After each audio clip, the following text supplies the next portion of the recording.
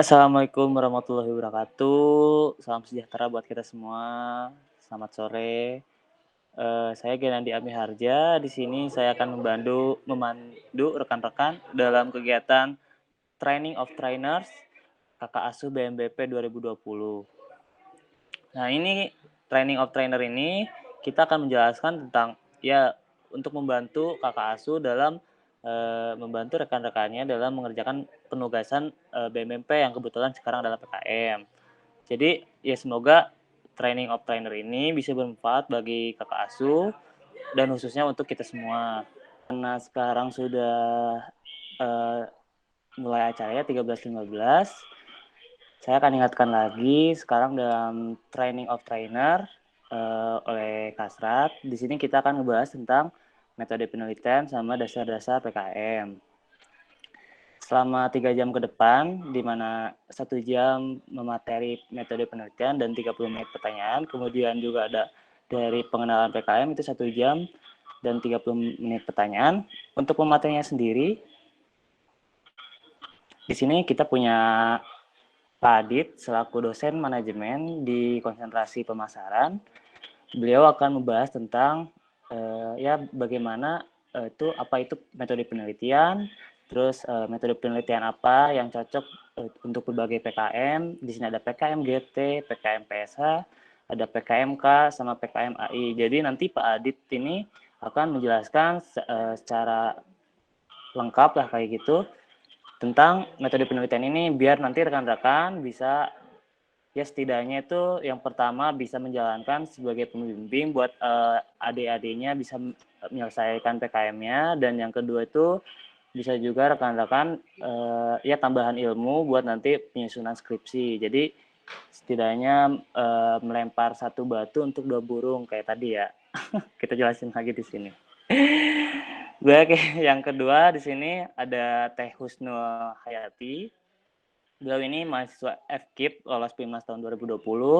Beliau akan menjelaskan dasar-dasar PKM karena yang kemarin waktu opening BMBP itu penjelasan PKM ada, tapi itu jelasinnya tuh ke maba, ke adik-adik yang kalian asuh sekarang. Nah, untuk kakak pembimbing sendiri kita akan jelasin di sini. Jadi kalian makin tambah paham kayak gitu. Ya, sudah on cam, siapkan juga alat tulisnya ataupun mau di laptop pakai Word bisa, atau mau diketik atau mau di gimana terserah biar kalian maksimal dalam menyerap ilmu hari ini. Baik, terima kasih. Selamat datang ke Pak Adit selaku pemateri kita pada hari ini. Selamat datang, Pak. Iya, halo semuanya. Halo. Baik, Pak. Apa kabarnya Pak hari ini, Pak? Alhamdulillah baik. Alhamdulillah baik ya, Pak. Gimana sekarang kondisi kampus? Kampus sekarang lagi diliburkan dulu. Kemarin kan ada anak PKL yang positif. Iya tuh. Sekarang nggak boleh ada kegiatan dulu di kampus. Nggak tahu sampai kapan ini. Kayaknya ini dulu ya, di 2 minggu di off-kan dulu acara kampus ya. Kayaknya, ya. Sampai 14 hari ke depan kayaknya nggak boleh ada aktivitas dulu di kampus. Baik Pak, jadi kan di sini kita ada acara Training of Trainer yang diselenggarakan sama Departemen Kasrat. Di sini kami akan ngebahas tentang metode penelitian oleh Bapak. Ya, jadi pokoknya rekan-rekan di sini tuh minta ilmunya dari Bapak gitu yang udah berpengalaman lah dalam Insya ngebimbing Allah. sama, ya kan kalau skripsi juga ada metode penelitian kayak gitu ya Pak ya. Ya, jadi untuk waktunya kami ada memberikan waktu 1 jam penuh atau 60 menit penuh untuk Bapak menyampaikan materi, dan ada 30 menit untuk sesi tanya jawab. Oke. Dan di akhir sesi tanya jawab biasalah ada foto-foto buat laporan kayak gitu. Iya. Oke. Baik Bapak, gimana, sudah siap untuk membagikan materinya? Wah, enggak. Saya share screen sekarang ya. Iya boleh Pak, siap. Tempat dan waktunya dipersilakan. Oke, udah kelihatan semuanya?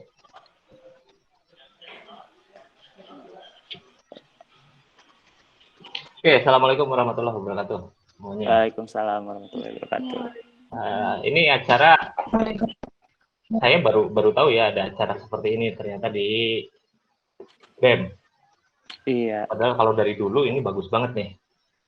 Karena pengalaman saya semenjak saya pindah tugas di Unpil, mulai tugas di Unpil dulu, anak-anak mahasiswa yang ikut PKM itu terutama dari Fakultas Ekonomi, sangat sedikit, bahkan tidak ada. Nah, dengan adanya acara-acara seperti ini, saya harap memang ke depan kita Fakultas Ekonomi Bisnis, apalagi di program PKM, kemudian ada banyak juga program bisnis plan, ya, kemudian startup, KBNI, dan lain sebagainya, ini banyak peluang sebetulnya untuk kalian. Nah, mudah-mudahan salah satunya ini jadi jembatan awal, supaya nanti kita bisa produktif untuk ikut-ikut lomba-lomba seperti itu. Oke. Kalau untuk pembahasan hari ini, ya, kalau masuk ke metode penelitian, saya rasa itu terlalu berat juga. Jadi di sini saya akan kasih dasarnya aja dulu, supaya kalian dulu, gitu.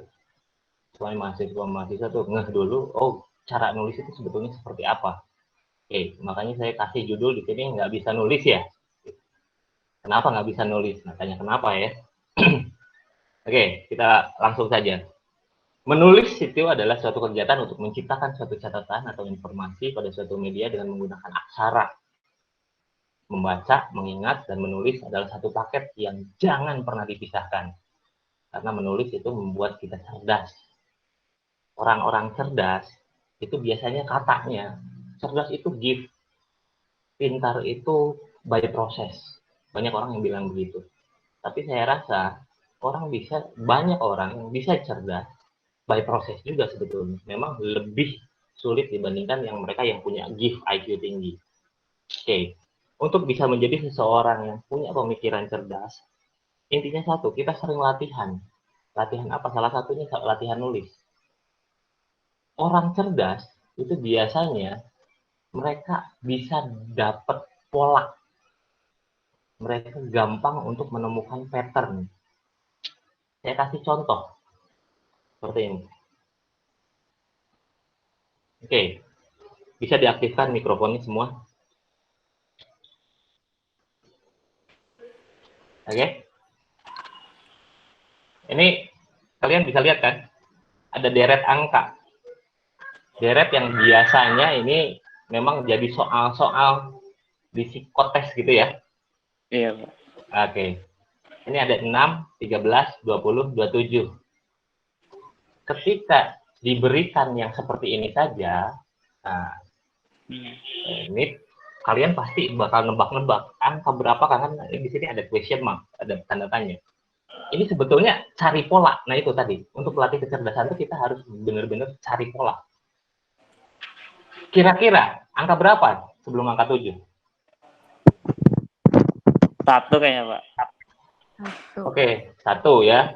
Kita anggap 1. Tapi ketika saya kasih pola lagi, ada 6, 13, 20, 27. Berarti angka berapakah sebelum 6? Min 1. Hah? Ayo. Min 1, Pak. Min 1. Min 1. Oke. 0. Lebih tepatnya 0 ya. Kalau 0. secara eksplisit itu lebih tepatnya 0. Padahal kalian salah semua. Yang jawab 0 ataupun 1. Ya? Salah semua. Ya. Karena sebetulnya, nah ini, try to think out of the box. Sebetulnya, ini saya ambil dari kalender. Jadi sebetulnya sebelum angka 6 itu ada angka 30. Dan sebelum angka 7 itu ada angka 31. Oke. Nah, ini cari pola ya. Ini latihan cari pola. Jadi biasakanlah kalian bermain brain games. Ya, karena dengan bermain brain games itu, insya Allah, tingkat intellectual quality itu pasti naik. Saya berbagi pengalaman sedikit. IQ saya biasa-biasa saja. Ya, IQ saya 135. Einstein itu 164 kalau nggak salah ya, entah berapa lah, masih jauh ke Einstein, jadi saya cuma 135. Cuma orang yang dikatakan jenius katanya di atas 140, jadi saya sebetulnya tinggal 6 lagi juga udah bisa jenius sebetulnya. Ini berbagi pengalaman, adik saya IQ-nya di bawah saya 5 poin, cuma 130. Tapi by practice, dia satu-satunya orang Tasik di zaman dulu tuh, angkatan 2010 kalau nggak salah, yang masuk ITB, teknik industri juga ya, di jalur SBMPTN kalau sekarang. Kalau zaman dulu jalurnya UMPTN, memang susah banget kayak gitu. Sampai jadi kebanggaan sekolah dan kabupaten, dulu udah kota kalau nggak salah. Ya.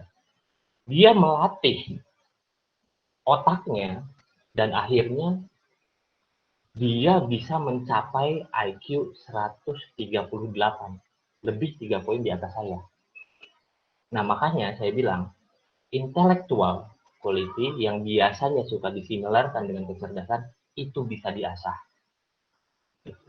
Jadi jangan patah semangat ketika ada yang, oh IQ saya cuma 120, atau rata-rata di Indonesia kan di 120, 128 lah ya, 128 di sana rata-rata.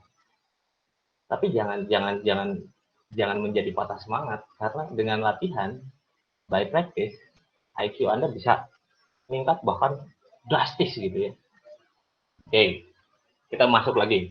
Itu insight, semoga itu menjadi motivasi awal dulu. Jadi jangan pernah kalian merasa lemah gitu.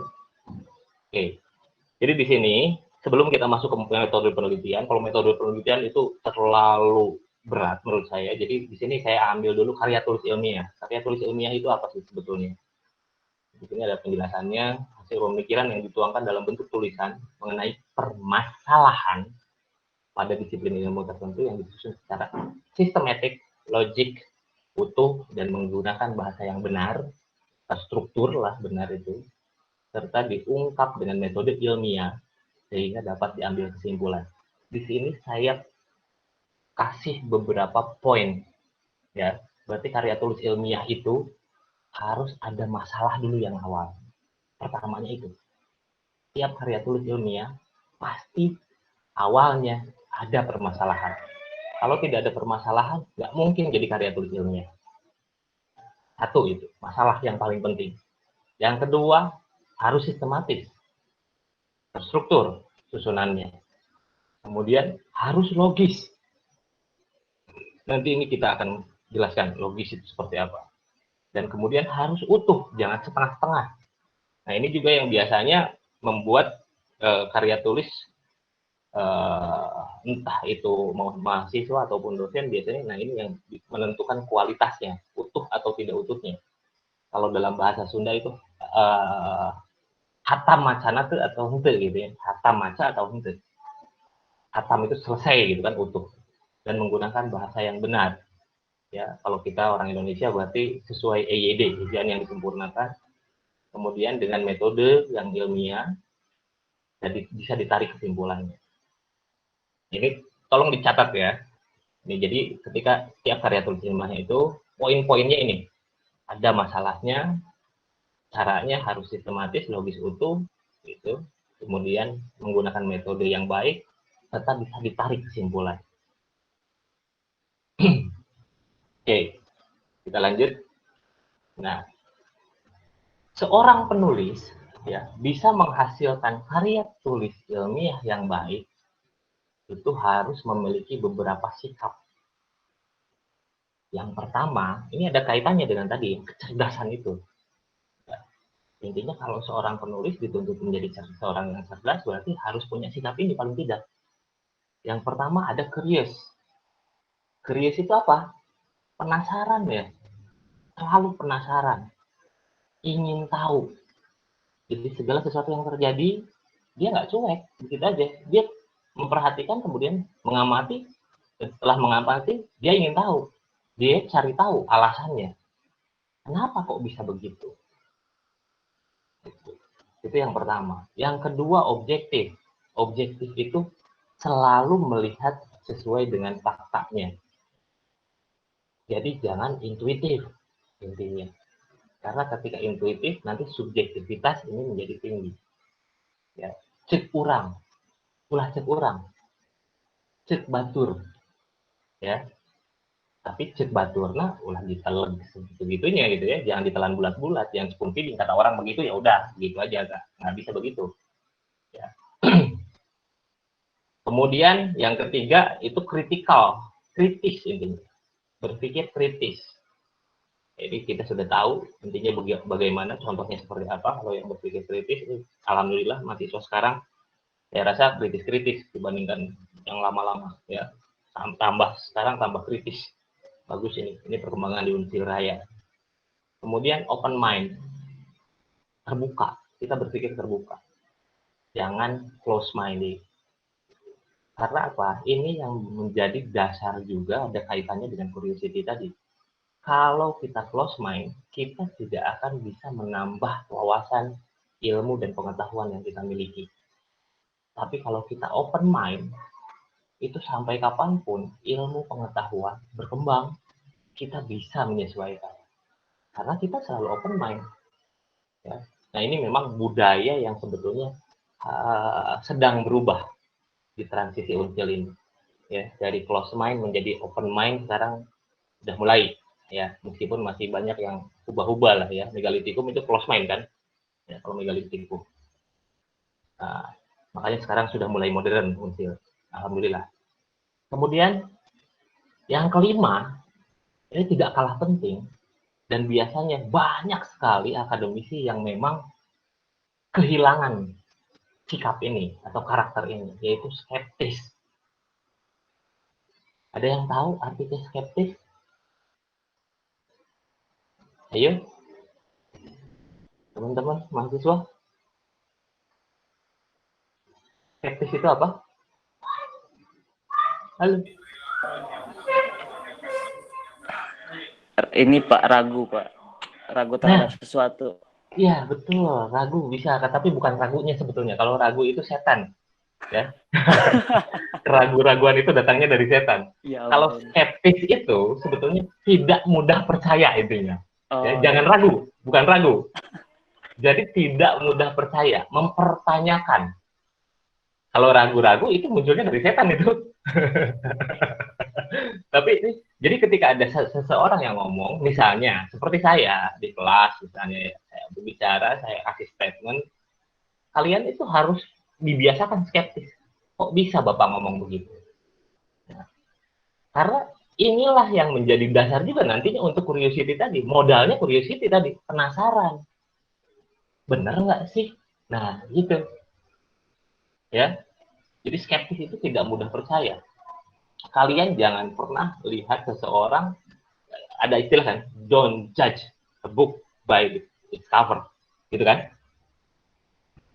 Itu betul, karena di akademik, ya, sebagai kaum intelektual kita itu memang banyak sekali yang sudah terperosok atau terjerembab di ranah itu yang nantinya jadi close mind itu, karena sudah tidak ada lagi skeptical thinking.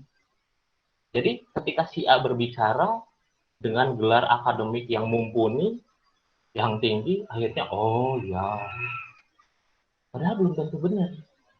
Ya, saya kutip salah satu statement dari tokoh kontroversial di Indonesia. Ya. Ini ada yang bilang begini, ijazah dan gelar itu tanda orang lulus kuliah, bukan tanda orang lulus berpikir. Itu saya suka statement itu. Karena memang itu fakta yang terjadi di akademik, di lingkungan akademik. Makanya kita sebagai generasi penerus, Anda apalagi generasi penerus yang masih fresh, ya, ini butuh skeptical thinking. Mempertanyakan, selalu mempertanyakan. Jadi kelima sikap ini integritas, terintegriti ya, atau integrated lah ya, intinya. Harus menyatu semuanya, harus dimiliki. Nah, karena Anda memang generasi penerus, bukan generasi terus-menerus, gitu kan ya. Oke. Kelima sikap ini yang menjadi modal kita untuk bisa berpikir kreatif.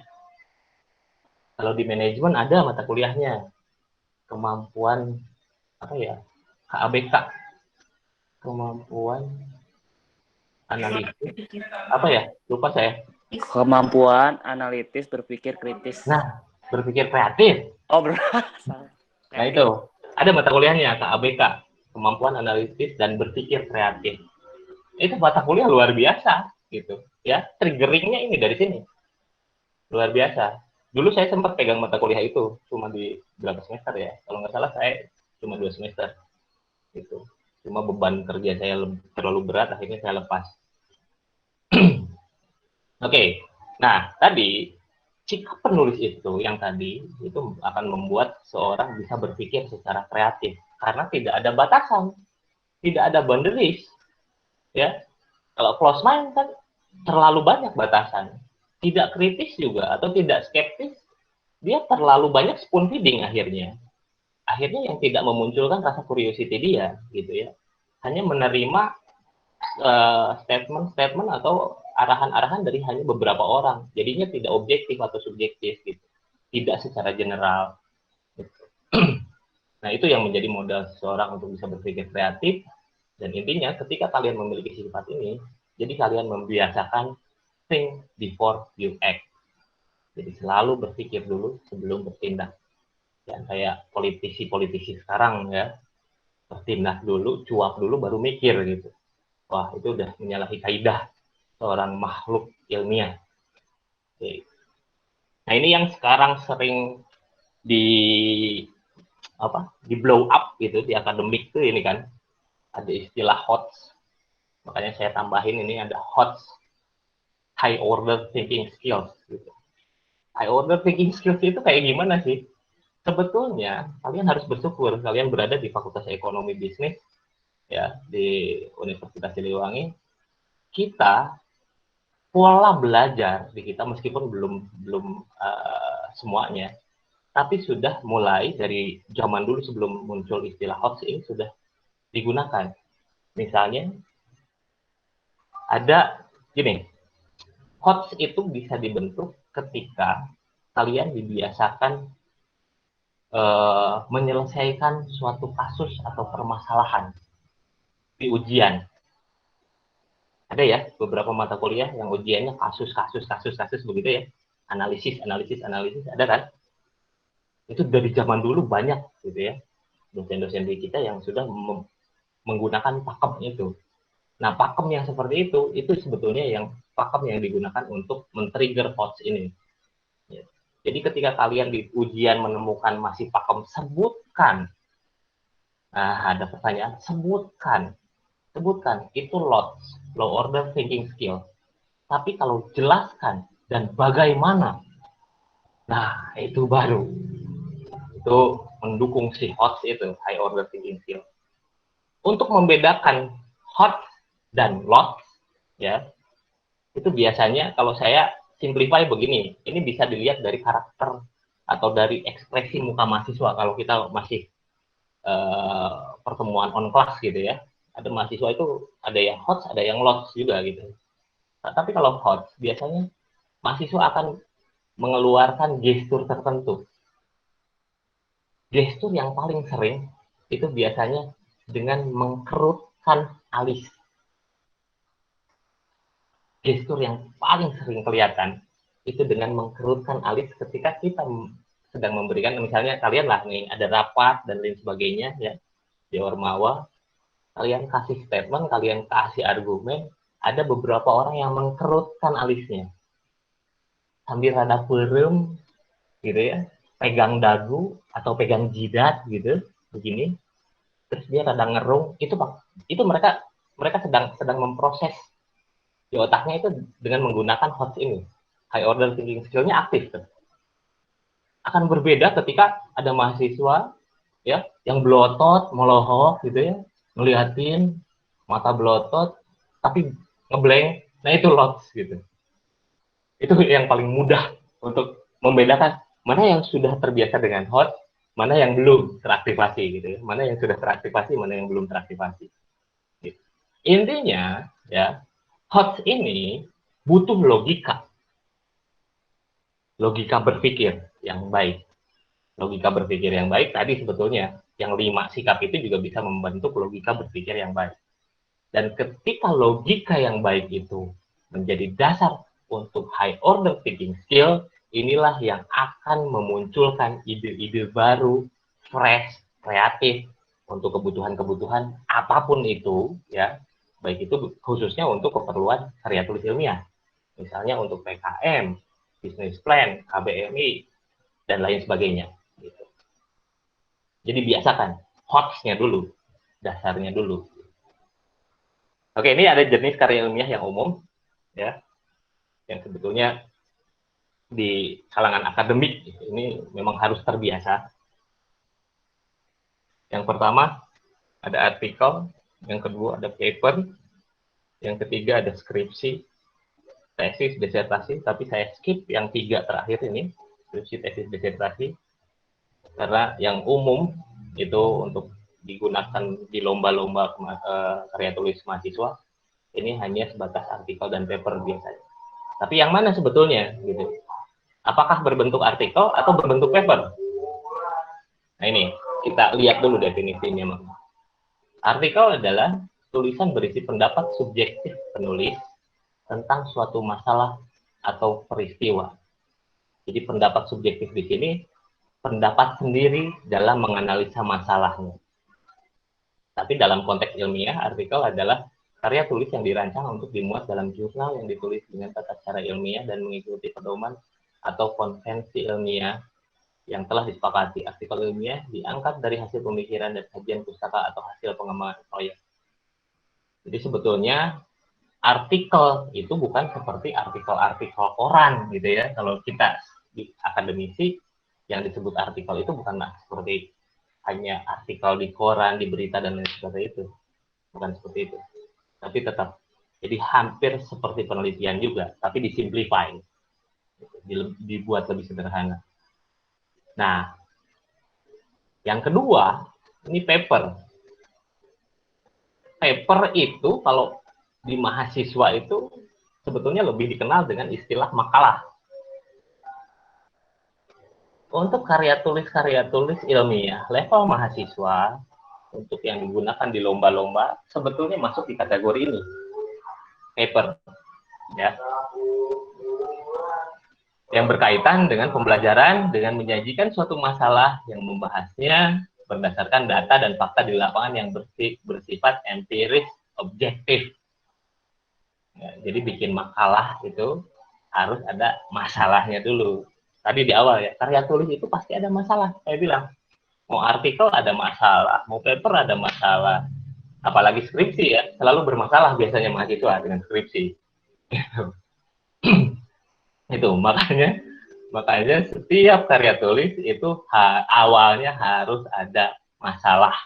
Itu yang harus kalian ingat. Dan untuk keperluan lomba-lomba biasanya memang struktur dari karya tulisnya ini berbentuk paper atau yang lebih dikenal dengan istilah makalah kalau menurut kalian. Tapi makalahnya lebih komprehensif tentunya kalau untuk lomba-lomba. Nggak bisa asal-asalan kayak makalah-makalah tugas. Karena kalau makalah tugas itu sebetulnya kalau saya kategorikan belum masuk itu di karya tulis ilmiah. Masih menyalahi banyak kaidah tata tulisnya. Oke. Kita masuk langsung ke teknisnya ya. Ini biasanya kalau suatu karya ilmiah ini sudah punya aturan baku. Misalnya ini ada margin, ya, margin itu jarak, ya, misalnya kertas tuh dia punya jarak, ya, berapa jaraknya? Top and left itu 4 cm, bottom, bawah, and right, pinggiran halaman gitu, itu 3 cm. Jangan kebalik. Masih banyak ini mahasiswa yang nyusun skripsi pun masih kebalik-balik, masih banyak. Gitu. Jadi ingat, top, left itu yang dipakai di jilidannya, ya, itu 4 cm, kanan bawah 3 cm. Kemudian jenis font yang digunakan itu juga memang sudah baku, biasanya Times New Roman, ya. Terkecuali tadi ketika artikel, tadi karya tulis yang pertama artikel biasanya karena itu akan berkaitan dengan si jurnal, si publisher jurnal, ya. Itu biasanya mereka punya aturan sendiri. Ada yang pakai Times New Roman, tapi ada juga yang pakai font selain Times New Roman. Tapi secara umum sebetulnya masih didominasi oleh Times New Roman. Jadi nggak tahu dari mana asalnya Times New Roman ini dianggap yang paling sopan, yang paling formal. Oke, untuk sistematikanya, ya, setiap karya tulis ilmiah, mau untuk kebutuhan PKM, mau untuk kebutuhan apapun itu, ini pasti bisa dibagi menjadi 3 bagian. Ada bagian awal, ada bagian inti, dan ada bagian akhir. Bagian awal, seperti misalnya halaman sampul atau judul itu masuk di bagian awal. Ya, pengesahan, lembar pengesahan, itu juga masuk di bagian awal. Kalau diperlukan, tapi kalau untuk lomba-lomba itu memang pasti diperlukan sih biasanya, ya, karena itu legalitas. Kemudian ada kata pengantar juga, ya. Kemudian ada abstrak, ada daftar isi, daftar gambar, dan daftar tabel. Tergantung juga ini. Biasanya si penyelenggara lomba mintanya kan mereka sudah punya pedoman baku juga. Sistematika tulisannya harus apa saja yang ada. Cuma secara umum bisa seperti ini. Jadi ada beberapa yang memang harus gitu ada. Ya. Kemudian yang bagian kedua adalah bagian inti. Di mana di bagian inti adalah, nah inilah tulisan kita sebetulnya. Inilah yang dinilai oleh para reviewer. Ya, kalau untuk keperluan lomba, keperluan publikasi, bagian inti inilah yang dinilai. Ada apa saja di bagian inti? Ada pendahuluan yang pertama, ya, kemudian ada kajian pustaka, ada metode kalau memang itu diperlukan metode, kemudian kalau sudah ada metode biasanya ada hasil, ya. Tapi ketika tidak diperlukan metode berarti langsung setelah kajian pustaka masuk ke pembahasan, ya. Sudah pembahasan baru simpulan, atau bahkan diperlukan saran, kita harus tulis juga sarannya seperti apa. Jadi elemen-elemen dalam bagian inti ini saya ambil berdasarkan keseluruhan karya tulis ilmiah sampai skripsi disertasi pun, ya, skripsi tesis disertasi pun ini bentuknya pasti seperti ini. Awalnya, intinya, dan bagian akhirnya pun sama. Cuma nah ini yang tinggal kalian adjust, kalian sesuaikan sesuai dengan kebutuhan kalian nanti di lomba. Di bagian akhir ada daftar pustaka dan ada lampiran. Ini yang harus ada. Nah, kita masuk tadi karena saya bilang biasanya reviewer, ya, karena saya pun sudah beberapa kali gitu menjadi reviewer dari beberapa lomba karya tulis ilmiah. Yang saya lihat atau yang saya nilai utamanya biasanya itu paling mendasar ada di pendahuluan. Tentang apa saja yang ada di pendahuluan. Ini kalau bagian pendahuluan sebetulnya kan biasalah, ya. Pedomannya biasanya sub-subnya sama. Ada latar belakang, ada identifikasi. Nah, kalau pembatasan masalah itu ada di beberapa, tapi di beberapa karya tulis, tapi terkadang itu juga ada hilang juga. Misalnya kayak yang pedoman yang kita pakai di Universitas Siliwangi ini tidak ada pembatasan masalah. Tapi kalau untuk di universitas mapan ini biasanya ada pembatasan masalah. Itu kalau kita open mind sebetulnya pembatasan masalah ini harus ada. Karena ini sebagai boundaries, ini sebagai benteng supaya masalah yang kita teliti ini nggak melebar kemana-mana. Tapi itu sunnah, ya, sunnah muakkad lah. Ya. Nah, kemudian yang penting itu harus ada tujuannya. Ya. Yang terakhir itu harus ada manfaat atau kontribusi. Ini di bagian pendahuluan. Baru satu bagian pendahuluan.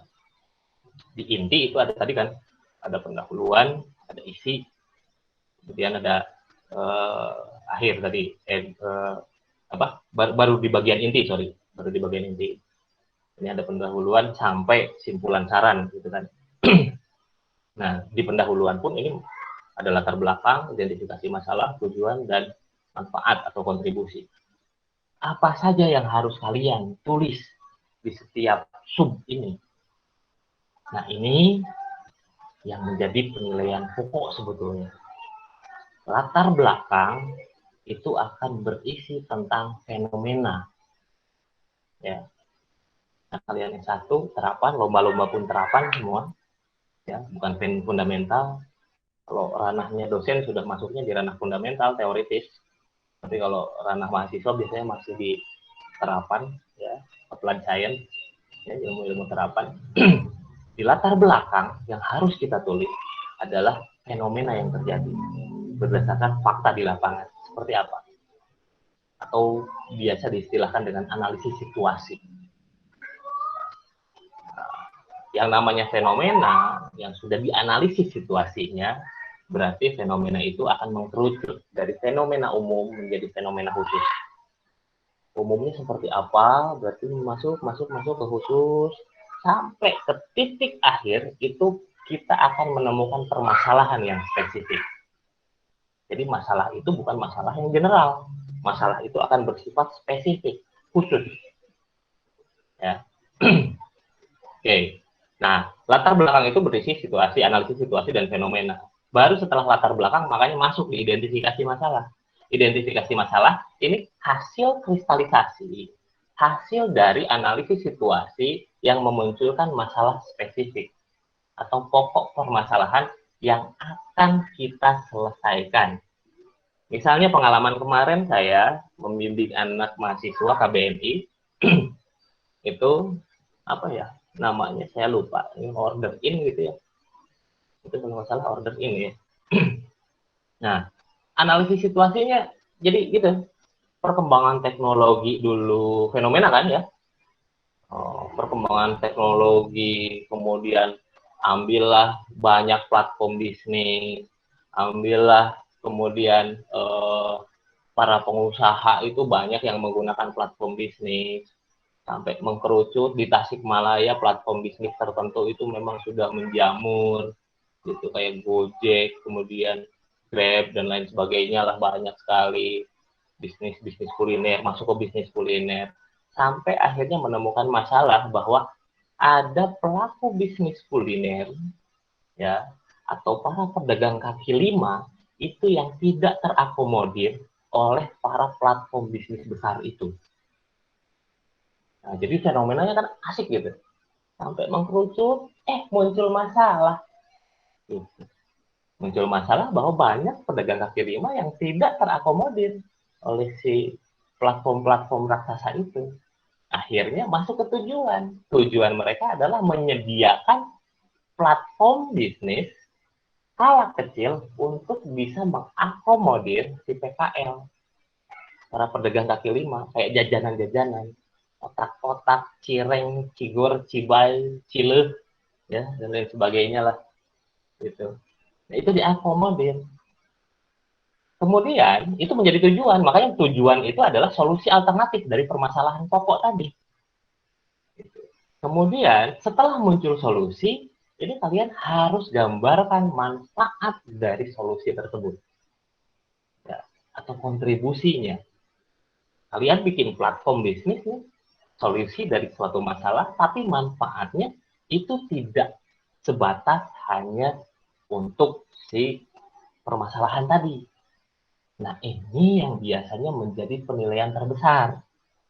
Ketika kalian punya satu ide, ya, kalian jangan terbatas memberikan manfaat pada objek yang diteliti secara spesifik saja. Meskipun masalahnya spesifik, tapi ketika solusi yang kalian tawarkan bisa memberikan manfaat yang lebih luas untuk masyarakat, untuk kehidupan sosial, ini saya pastikan bisa mendapat nilai besar untuk di lomba-lomba. Ketika kalian munculkan social impact-nya, dampak sosialnya seperti apa nih, dari ide atau dari konsep yang akan saya buat atau yang sedang saya jalankan, misalnya.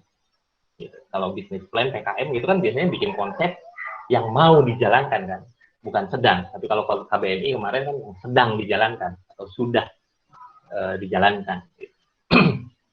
Nah itu, jadi pendahuluan itu dari analisis situasi dan fenomena, ya, intinya dari di latar belakang itu, kemudian ada identifikasi masalah, kalian munculkan masalahnya, masuk ke tujuan, ini kalian tawarkan solusinya, tawarkan ide kalian untuk mengatasi masalah itu, tapi kalian juga harus memberikan manfaat atau kontribusi yang memang punya sifat sosial, ya, bisa melebar manfaatnya ke masyarakat.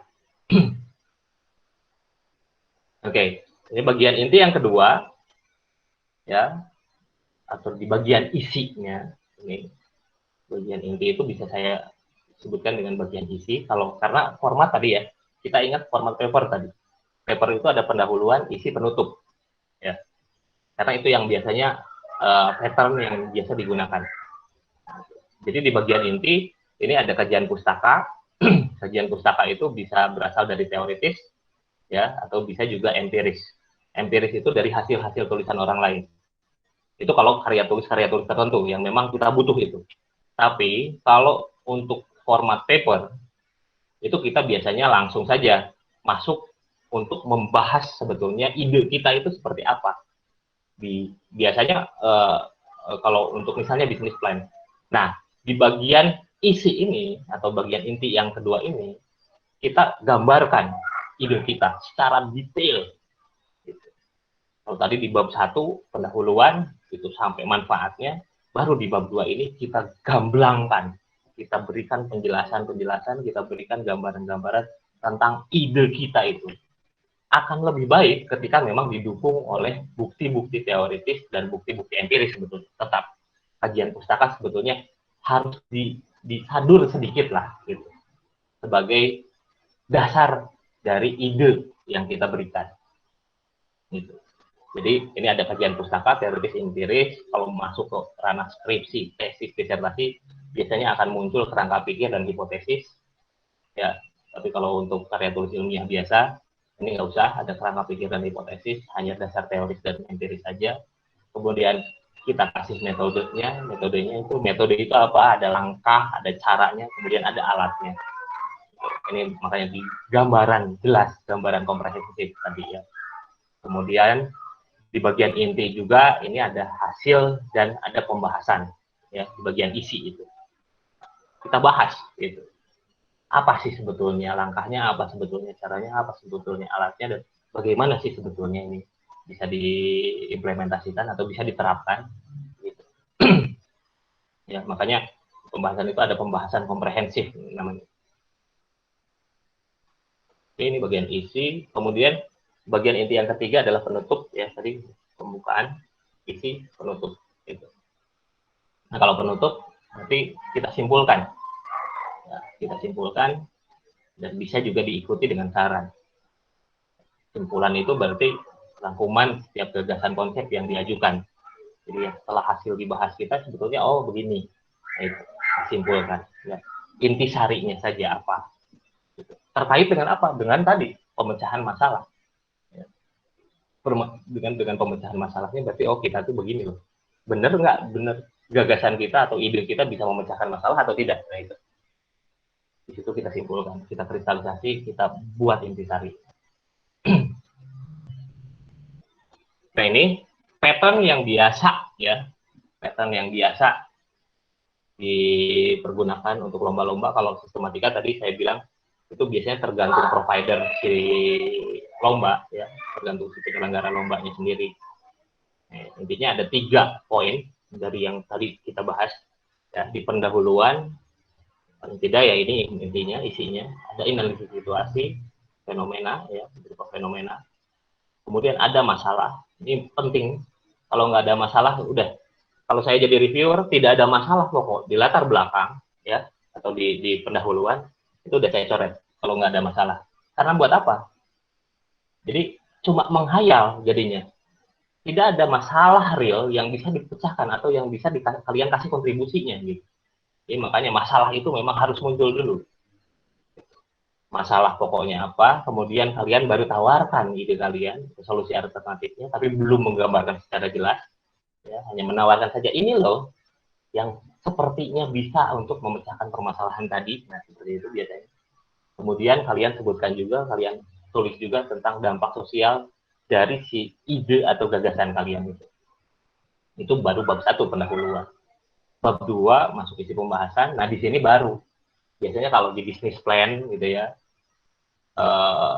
PKM juga di sini baru profilnya, profil konsep atau profil dari ide kalian itu seperti apa ya, kaitannya dengan solusi alternatif tadi kan, solusi masalah tadi kalian gambarkan Kalian jelaskan sampai sedetil-detilnya, makanya di sini saya tulis ada atribut konsep, gambaran komprehensif. Nah, ini menjelaskan sampai flowchart biasanya ada masuk, kemudian bisnis kanvasnya masuk, dan lain sebagainya. Ini masuk di sini semua. SWOT biasanya kan ada analisis SWOT, Pak. Masuknya di mana? Ini masuk di pembahasan. Ya. Nah, ketika ada analisis SWOT, berarti di sini ada dasar teoritis dan empiris sebetulnya. Karena di analisis SWOT itu kan sebetulnya strength, weakness, opportunity, threat itu berdasarkan lingkungan eksternal. Bagaimana cara kita menganalisis lingkungan eksternal dan lingkungan internal supaya bisa menjadi satu matriks SWOT. Nah, itu adanya di pembahasan. Kemudian bagian terakhir yaitu penutup, ya tadi sama simpulan gagasan konsep, kemudian implikasi gagasan konsep. Ini jadi ada 3 pattern utama yang biasanya digunakan untuk setiap karya tulis ilmiah yang dilombakan. Kemudian bagian akhir tadi ya ada awal, inti, akhir. Nah, bagian akhir ini salah satunya daftar pustaka, kemudian yang kedua ada lampiran. Lampiran biasanya terkait dokumen-dokumen yang dibutuhkan, ya. Tapi untuk daftar pustaka memang kita juga perlu mengetahui bagaimana cara menulis daftar pustaka yang baik. Daftar pustaka yang baik adalah daftar pustaka yang didasarkan pada urutan huruf kapital A sampai Z. Ya. Kalau misalnya butuh diklasifikasi atau dikategorikan mana buku, mana jurnal, ya, mana dari artikel di di website atau sosial media, nah ini kalian kategorikan saja. Tapi intinya, meskipun dikategorikan, misalnya dari buku atau dari jurnal, kalian itu harus susun juga buku A sampai Z, ya susunannya harus jelas, harus dari A sampai Z, ke bawah tuh awal A, bawah berarti S T U P W X Y Z gitulah.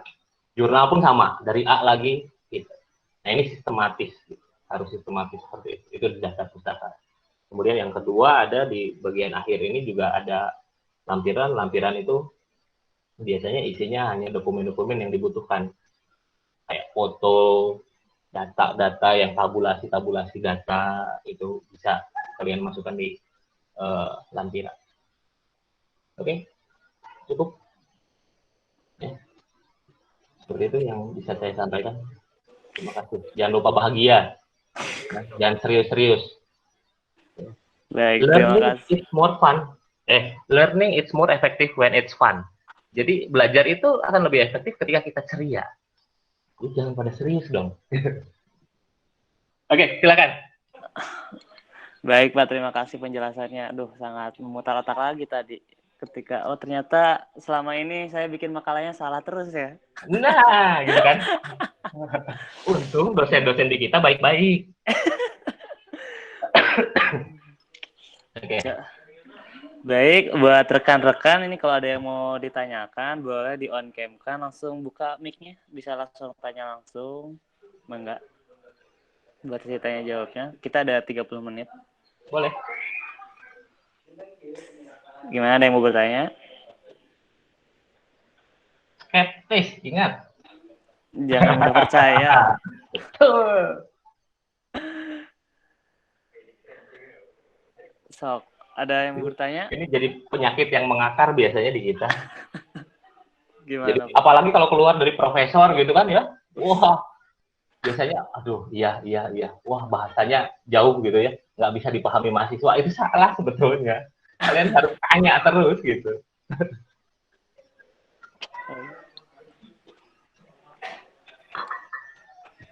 Gimana, Sok, ada yang mau bertanya? Ayo, ini berarti yang ikut training for training ya, trainer. Iya, training of Berarti trainer, Pak. Para nantinya para pendamping ya.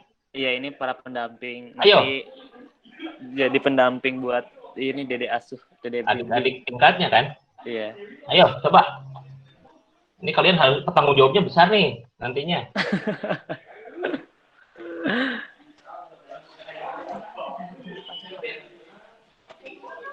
Sok, gimana dari perwakilan PKMK? Bisa ada yang dari PKM-nya ada yang mau ditanyain dari business plan-nya atau PKM GT gagas tulis mangga atau AI PKM AI artikel ilmiah PSH juga misalnya ada yang mau nanya dari adik-adiknya yang nggak bisa dijawab sama kita koor mangga langsung nih dijawab. Oh, ada PKM KI, karya tulis ilmiah juga ada. Iya ada, jadi Oke, ada 4 ini PKM. sedikit ya. Tadi kalau ada PKM karya tulis ilmiah, tadi berarti dasar teori dan dasar empiris wajib. Hati-hati. Beda dengan business plan. Kalau business plan karena generating idea, ya, ide kalian, ide berusaha. Tapi kalau karya tulis ilmiah hati-hati. Karya tulis ilmiah itu memang modalnya. Kenapa kita punya gagasan seperti A misalnya? Itu harus didasarkan pada dasar-dasar teoritis ditambah dengan dasar-dasar empiris. Harus. Oke, Sok mangga yang lain ada yang mau ditanyain?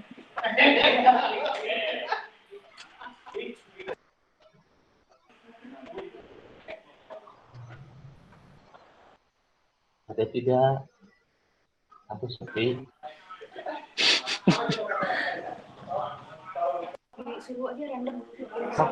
Wakilan we kun Genandi naon atuh? Ayo dah Pak, gini Pak, kan dulu pernah bikin ini ya karya tulis. Ya. Nah ini kalau sebenarnya sih kayak gimana ya? Jadi kita teh ada satu masalah ya.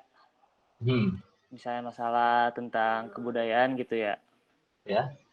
Nah ini penyelesaiannya tuh bukan sama penyelesaiannya tuh sama kita yang berbisnis gitu. Jadi masalahnya tuh masalah ilmu yang lain, tapi kita selesainya dalam ekonomi bisnis kayak gitu. Nah itu kira-kira bisa masuk nggak? Atau itu saya salah gitu? Semuanya malah dipaksain gitu. Oke, kalau masalah spesifik aja. Masalahnya apa? Contohnya? Ini misalnya kebudayaan payung gelis di Tasik. Nah terus di sini saya angkat masalahnya tuh kan itu kan tentang seni budaya ya. Tapi saya penyelesaiannya itu dengan sisi pendekatan ekonomi kayak gitu Pak. Nah Bisa. itu bisa dipaksain kayak gitu? Bisa.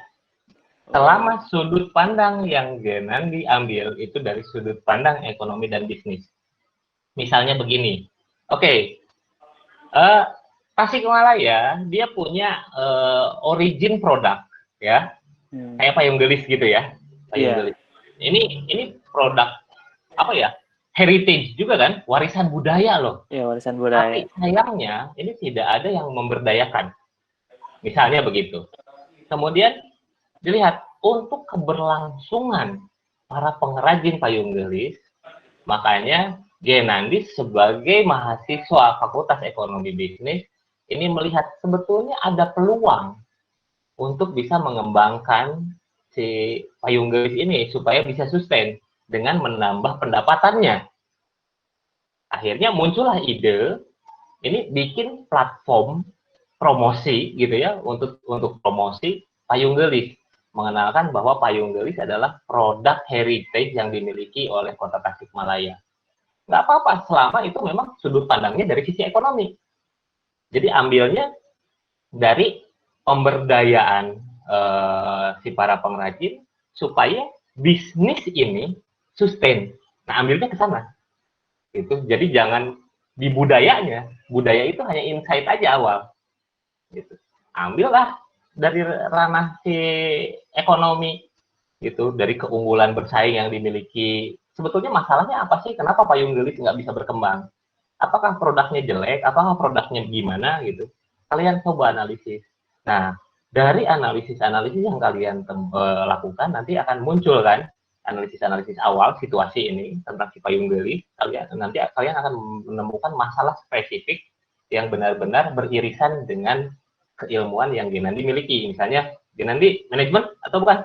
Iya, manajemen, Pak. Nah, misalnya dari sisi manajemen, oh ternyata payung gelis ini mereka kekurangan dari human resource, misalnya. Gitu. Belum ada generasi-generasi muda yang mau membudidayakan lagi atau melestarikan kembali si heritage-nya. Oleh karena itu, ambil dari ranah manajemennya, perlu adanya edukasi mengenai kearifan lokal yang dimiliki Kota Tasikmalaya dengan memberikan insight tentang misalnya potensi bisnis yang dimiliki oleh payung gelis. Karena anak-anak muda kalau ada kaitannya sama cuan biasanya udah langsung wah gitu, oh iya bisa nih gitu ya. Nah gitu diambil, itu solusi. Kontribusinya kasih. Selain untuk memberdayakan payung gelis atau melestarikan kembali payung gelis, ini juga punya kontribusi secara culture ya, secara budaya keseluruhan. Payung gelis bakal eksis lagi loh gitu. Sosial impact-nya, kesejahteraan lingkungan yang berada di sekitaran payung gelis naik. Sosial impact juga tuh. Bisa merekrut tenaga kerja yang banyak pengangguran, naik juga social impact. Nah, kayak gitu. Biasanya kalau udah social impact-nya banyak, wah, udah itu konsep pasti cincai lomba tuh. Gitu, guys. Baik, terima kasih tuh sarannya. Ini soalnya ragu-ragu gitu mau lanjut enggaknya. Jangan ragu, hati-hati. Kalau ragu itu datang dari mana tuh? Waduh, bahasanya ragu-ragu terus dari tadi. Oke, baik Pak. Ini ada yang nanya lewat chat, Pak. Nih. Oke. Andri Arif izin bertanya. Untuk PKM kewirausahaan ketika membuat suatu ide atau inovasi, bagaimana cara mengukur ide tersebut marketable atau dapat diterima oleh masyarakat, terutama pada ide PKM yang belum divalidasi dan agar tidak terlalu mengawang-awang kayak gitu, Pak? Oke, biasanya ketika memang produknya inovasi, brand new produk gitu ya, produk baru banget, ini butuh analisa pasar. Kalau kita berbicara tentang analisis pasar, ini wah panjang banget ini. Mendingan nanti ketika ada waktu senggang, Anda datang aja. Ketika saya ada di kampus, kita bongkar tuh analisis pasar. Soalnya waktu kemarin saya bimbing KBMI pun untuk analisis pasar kita butuh 2 minggu tuh. Gitu. Kalau benar-benar kita mau komprehensif. Tapi intinya ketika menganalisis pasar, poin yang harus diperhatikan adalah tingkat permintaan. Ya, atau demand. Tingkat permintaan itu kita harus bisa memastikan ada kebutuhan dan keinginan, adanya daya beli, dan ada kemauan untuk membelanjakan daya belinya. Ada 3 itu aspek. Dengan apa kita bisa mencari tahu? By kuesioner juga bisa. Yang paling gampang itu by survei kuesioner. Kita lempar ke pasar. Ketika produk ini, misalnya kita kasih desain prototype, ini respon mereka bagaimana? Harga yang diharapkan oleh mereka berapa sih kalau ada produk seperti ini? Nah itu untuk mencari tahu respon pasar. Bisa kayak gitu. Sederhananya ya. Tapi kalau memang pengen lebih komprehensif, nanti aja mendingan face to face lah. Gitu. Baik Pak, terima kasih. Jadi adain surveinya Pak. Kuesioner juga. Ya, simplify-nya kayak gitu. Kuesioner, survei. Baik Pak, terima kasih. Ini Pak, saya mau nanya lagi nih. Oke. Ini mah tentang pengambilan judul Pak. Nah kan waktu itu saya pernah ikut yang acara Mayov itu yang sama Bapak dipanitiain gini. Sama Bapak jadi juri Bapaknya. Nah waktu itu pernah disentil tentang judul saya yang ada kata berpengaruh. Pengaruh ini bla bla bla terhadap bla bla bla. Nah, kata Bapak kan itu di situ di sinyatur harus ada sebab akibat ya kayak gitu. Ya. Nah, jadi gimana sih cara pengambilan judul yang baik yang biar masuk gitu ke nanti penelitian kita metode kita yang mau kita ambil? Oke. Judul itu sebetulnya ya harus sesimpel mungkin, semenarik mungkin, tanpa kalau untuk kebutuhan lomba nih ya, untuk kebutuhan lomba. Beda dengan karya tulis ilmiah untuk kayak misalnya skripsi, tesis ataupun disertasi, itu akan berbeda. Tapi kalau untuk keperluan lomba, ini sebetulnya judul itu harus sesimpel mungkin, semenarik mungkin, tapi tetap mewakili esensi. Misalnya, keunggulan bersaing, misalnya ya, competitive advantage atau keunggulan bersaing. Tadi payung gelis misalnya. Saya ambil contoh payung gelis yang Genandi. Ini soalnya ini bagus banget ini. Ya, saya juga berpikir ini payung gelis memang masih potensial ini kalau kita angkat jadi topik lomba-lomba gitu. Ya, payung gelis meningkatkan keunggulan bersaing payung gelis Tasikmalaya. atau meningkatkan potensi pasar payung gelis Tasikmalaya. Nah, jadi yang kita bahas adalah potensi pasar dan bagaimana cara kita memanfaatkan potensi pasar. Kalau keunggulan bersaing, berarti yang kita bahas adalah keunggulan bersaing. Bagaimana cara kita meningkatkan keunggulan bersaing? Gitu. Kalau pengaruh, itu harus ada dua variabel, kan ada kausalitas. Makanya dulu mungkin ya, saya agak lupa nih. Genandi pernah saya sentil di pengaruh, berarti Genandi ada dua variabel. Itu yang Genandi masukkan, dan itu kausalitas, tapi tidak dibahas seperti apa kausalitasnya. Gitu. Karena memang kalau biasanya kalau judul-judul sudah ada pengaruh, ini causality-nya ini harus jelas dasar teorinya. Nah itu, dasarnya dasar teori, jangan lupa. Kalau sudah ada causality, kita nggak bisa by intuitif. Beda kalau hanya satu variabel saja yang kita amati, keunggulan bersaing lah, potensi pasar lah, gitulah ya. Itu nggak usah dasar teori yang terlalu komprehensif. Tapi kalau sudah ada kaitan antar dua topik, ini dasar teori, dasar empiris, ini harus lengkap. Gitu. Baik Pak, terima kasih. Tercerahkan ini Pak, lumayan. Baik, dari yang lain, ada yang mau nanya, coba?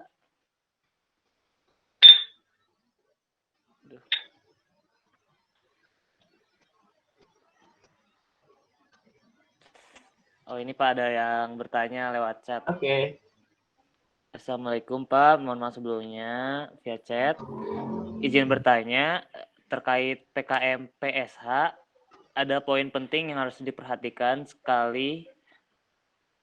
Tidak, ada penting yang harus diperhatikan nggak dengan PKM PSH dengan PKM yang lainnya? Contoh, PSH itu apa? Penelitian sosial humaniora. Humaniora, oke karena Ya. kalau sudah masuk ke penelitian sosial humaniora, sebetulnya tadi balik lagi di pendahuluan, ini social impact. Itu yang paling penting yang kalian harus munculkan dari setiap ide untuk penelitian sosial humaniora adalah social impact-nya. Ide kalian punya manfaat sosial secara luas enggak? Nah itu. Kalau ide kalian itu tidak memiliki manfaat yang bisa dikembangkan secara luas di kehidupan sosial, itu poinnya kecil. Jadi ketika PKM karena kebutuhan untuk lomba, nah disinilah kalian harus menjelaskan kontribusi dari ide kalian untuk kehidupan sosial kita. Ya, yang berkaitan dengan sosial humaniora soalnya kan. Di kehidupan sosial bermasyarakat ini seperti apa kontribusinya. Harus secara gamblang. Gitu. Oh, jangan lupa juga untuk semua PKM ini, kalau untuk semua PKM, originality idea, ya, keorisinalan ide, ini memang punya poin besar. Ya. Saya pernah beberapa kali mengeliminir ketika saya jadi reviewer, saya jadi juri, mengeliminir beberapa konsep karena apa? Karena konsep-konsep yang mereka usung itu sama dengan konsep-konsep sebelumnya yang pernah dilombakan. Ini banyak nih ya, termasuk anak bimbingan saya sendiri. Dia ikut beberapa kali lomba gitu ya, tapi itu juga, meskipun penyedia lombanya beda-beda ya, karena memang saya tahu, akhirnya meskipun konsep itu bagus, karena originality-nya ganti tim doang gitu, akhirnya saya coret. Karena udah nggak orisinil, ini udah pernah menang gitu. Gitu. Hati-hati jadinya. Cari dikembangkan, jangan dicontek begitu doang gitu ya, begitu aja. Jangan copy paste plug jiplak gitu. Oke, ada lagi? Baik Pak, terima kasih. Ini Pak ada pertanyaan lagi dari Sri Rahmi Nuraini, saya bacakan. Nah, di PKM ini metode penelitiannya seperti apa saja? Terus kalau keadaan pandemi ini ada pembatasan ya kalau mau terjun ke lapangan? Ya, betul. Jadi harus adanya isi kuesioner kan Pak, langsung jadi pakai Google Form. Nah, tapi kan suka ada malas katanya Pak, banyak malas karena ngisi banyak kuesioner.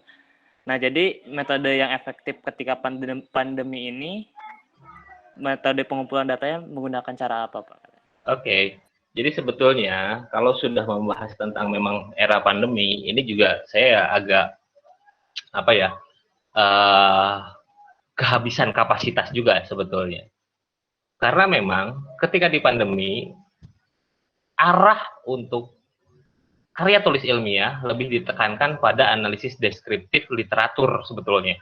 Tapi kalau kebutuhannya untuk lomba, di mana lomba-lomba ini punya ide atau gagasannya yang memang bersifat komersil rata-rata di PKM, ya, ini agak susah memang. Karena bukan penelitian, pure penelitian. Karya tulisnya bukan karya tulis penelitian banget gitu ya. Kalau karya tulis penelitian, oke lah, kita bisa pakai deskriptif. Ya, kita pakai deskriptif, kita literatur review aja, critical literatur review bisa kita pakai. Tapi kalau untuk kebutuhan lomba, karena biasanya kalau yang orientasinya di komersil, ini butuh penilaian pasar, tadi dengan kuesioner, tapi kendalanya kan Google Form itu. Dan orang-orang cenderung memang malas isi Google Form. Bagaimana caranya supaya meminimalisir resiko itu? Kita tentukan kerangka sampel atau kerangka responden yang benar-benar proper untuk kita kasih kuesioner. Itu salah satu upaya kita, ya. Jadi, bagaimana cara menentukan si responden yang benar-benar proper? Kita lihat, misalnya dengan jejaring yang kita miliki, ya, kita ambil pertanyaan, kita masukkan pertanyaan screening aja dulu. Pertanyaan screening misalnya usia, by demografi lah screening itu. Usia, pendapatan, pengeluaran ya per bulan misalnya, kita ambil itu dulu supaya kita benar-benar masuk ke responden yang tepat. Masalah malas atau tidak malas itu di luar kendali soalnya, ya. Saya pun sama. Saya meneliti selama berpuluh tahun gitu. Ketika ada yang malas, memang ya itu tidak bisa kita paksakan, ya. Tapi kita punya batasan. Paling tidak kita bisa meminimalisir. Makanya data yang saya peroleh, ketika saya misalnya membatasi ya, saya butuh respon atau responden yang mengisi angket kuesioner saya itu, misalnya saya butuh 300 atau sampai 400 orang. Saya sebar Google Form itu sampai 1000 sampai 700 minimal. Jadi 2 kali lipatnya. 2 kali lipat dari batasan yang kita punya gitu. Supaya apa? Supaya ketika ada yang malas-malas gitu, nantinya kita bisa eliminir, kita buang gitu. Gitu sih. Ya baik, gimana Sri, sudah terjawab metodenya? Jadi dibanyakin lagi. Ya, ditambahin aja. Iya, ditambahin lagi. Gimana Sri, sudah terjawab? Baik, terima kasih Pak. Nah yang jadi pertanyaan nantinya gini, ketika kita tambah, terus gimana cara kita untuk membuang, gitu kan? Ya, cara kita untuk membuang itu biasanya kalian akan dapat di mata kuliah metode penelitian nanti. Trimming tuh, ya. Kalau anak manajemen pasti ketemu saya.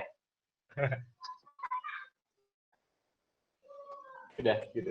Siap Pak, nanti sampai jumpa lah di mata kuliah metode penelitian.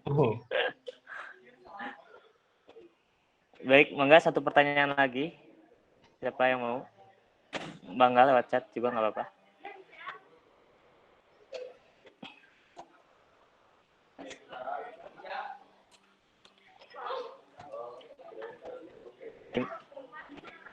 Gimana rekan-rekan semuanya? Ya, ada lagi. Sofia Ningrum, mau tanya nggak? Ini pokoknya yang ada di tampilan layar saya panggil nih. Panggil. Sabila, mau tanya nggak? Sofia, nah Sofia, gimana? Ada nggak? Iya Pak, mungkin mau tanya, ini apa sih batas antara PSH, PKM PSH sama AI itu apa? Soalnya tadi kan PSH juga bisa dikaitkan sama PKMK gitu Pak.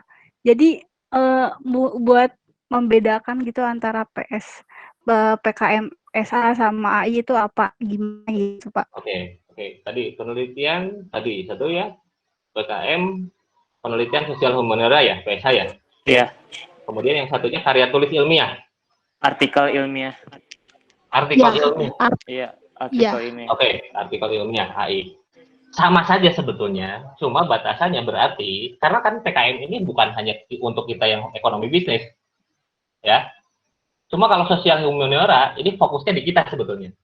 Ini bidang ilmu kita banget sosial humaniora. Tapi kalau AI atau artikel ilmiah ini tidak terbatas hanya ke ilmu sosial saja.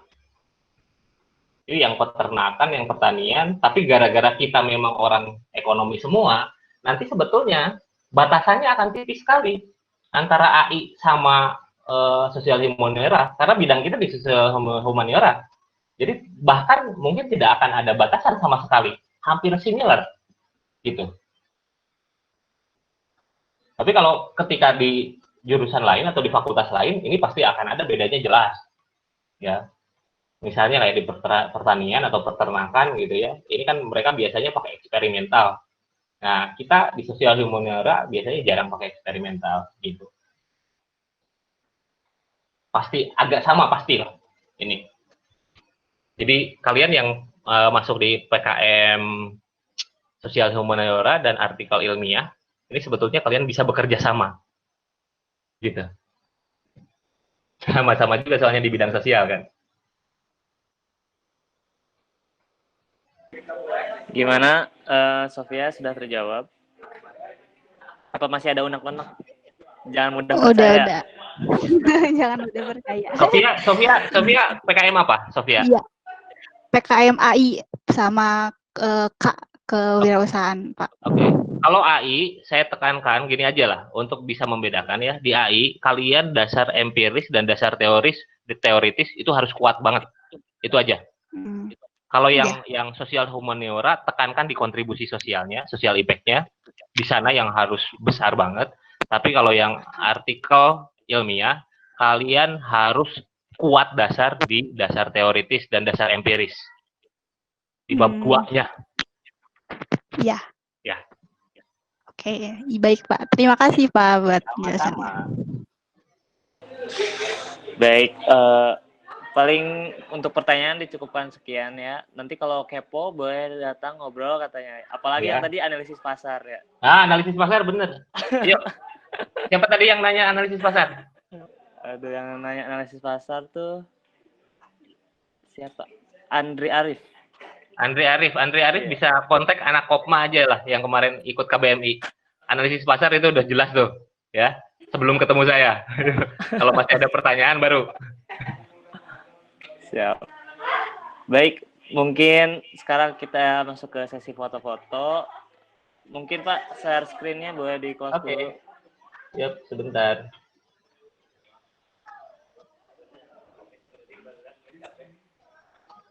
Mangga rekan-rekan yang lain dibuka open kameranya. Yang belum dinyalakan dulu. Yang sudah dinyalakan, siap-siap gayanya. Ayo, ini soalnya kelihatan semua loh. Kalau di Google Meet bisa kelihatan semua ini. Ayo dibuka semuanya. Ayo, masa baru siapa ini?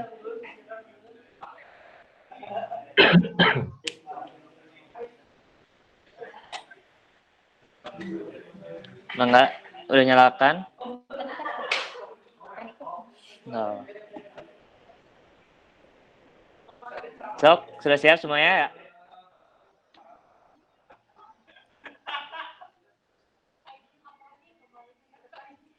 Satu, 2, 3.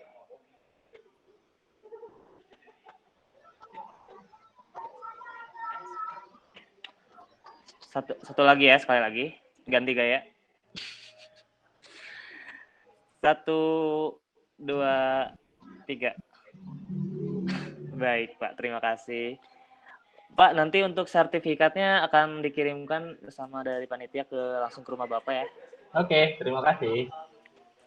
Oke, saya izin live berarti ya? Iya, boleh, Pak. Ya, terima kasih, Pak. Aduh. Ya, sama-sama. Semuanya, hey. Semuanya. Assalamualaikum warahmatullahi wabarakatuh. Thank you. Waalaikumsalam warahmatullahi wabarakatuh. Waalaikumsalam. Terima kasih, Pak. Terima kasih banyak.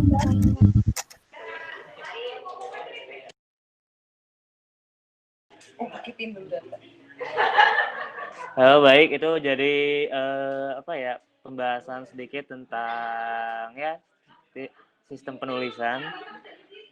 Semoga rekan-rekan dapat mengambil pelajaran. Jadi biar ditingkatkan lagi ilmu-ilmunya. Pertanyaan juga tadi sudah terjawab langsung. Jadi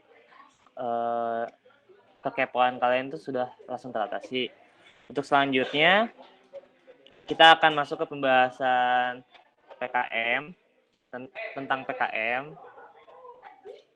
Nah, itu untuk pematerinya nanti akan datang jam 14.40 baru join. Jadi rekan-rekan diam dulu di sini, stay dulu. Kalau mau minum dulu. Kalau mau ganti catatan atau mau new Microsoft Word-nya boleh. Nah, terus jadi apa ya, gimana mengulas lagi apa yang sudah dipelajari kayak tadi gitu. Kalau ada yang mau ditanyain boleh lewat chat atau mau langsung ngobrol. 14.40 ya kita mulai. Terima kasih.